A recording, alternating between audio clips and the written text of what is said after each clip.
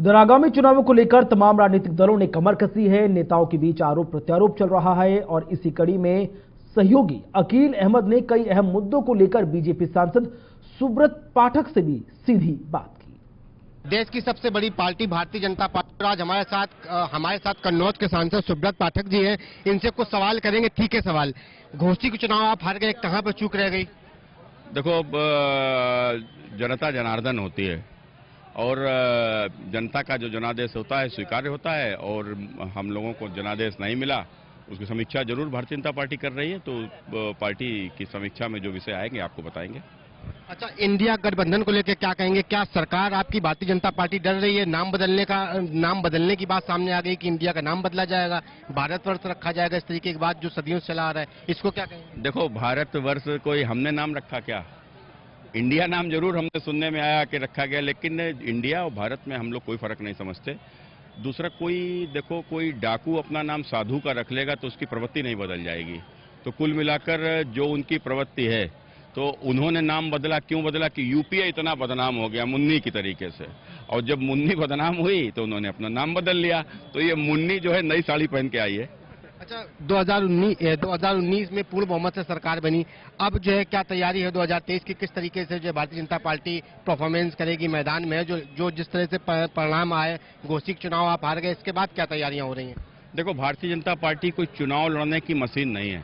Bharatiya Janata party एक वैचारिक आधारित दल है और जो अपने विचारों को लेकर कार्य करता है समाज में बदलाव के लिए।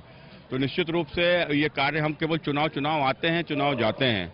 चुनाव का कोई भी परिणाम हो, लेकिन विचारधाराएं उससे प्रभावित नहीं होती हैं। भारतीय जनता पार्टी एक विचारधारा वाली पार्टी है और निरंतर अनवरत उस विचारधारा को मानने वाले लोगों की संख्या लगातार बढ़ती जा रही है। 2014 में प्रधानमंत्री श्री नरेंद्र मोदी जी अपने नाम से आए थे और 2019 में वो अपने काम से आए। काम से वही व्यक्ति आता है जिस पर जनता का विश्वास बढ़ता है। 2019 में 14 से अधिक सीटें जीती। क्यों? वो विश्वास लोगों का काम के प्रति। तो मैं समझता हूं कि वो विश्वास में और भी ज्यादा वृद्धि हुई है, इसलिए 2024 के चुनाव में हम लोग 19 से भी अधिक सीटें जीतेंगे। विश्वास में वृद्धि हुई, 19 से ज्यादा सीटें जीतेंगे, लेकिन महंगाई में भी वृद्धि दिन पे दिन हो रही। महंगाई पे सरकार क्यों अंकुश नहीं लगा पा रही? 450 सिलेंडर आपने 1100 के ऊपर कर दिया, फिर कुछ कम किया?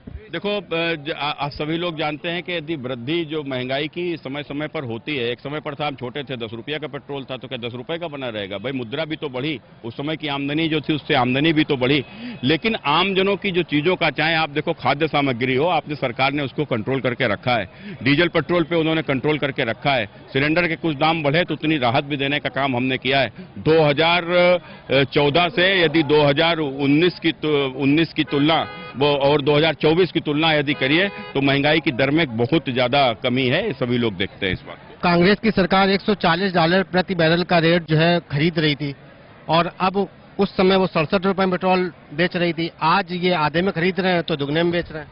देखो, ये कांग्रेस की सरकार जो खरीद रही थी तो उसके बाद कांग्रेस सरकार कम में भी तो खरीद रही थी, तो कम में खरीदे तो कम कर दिया था।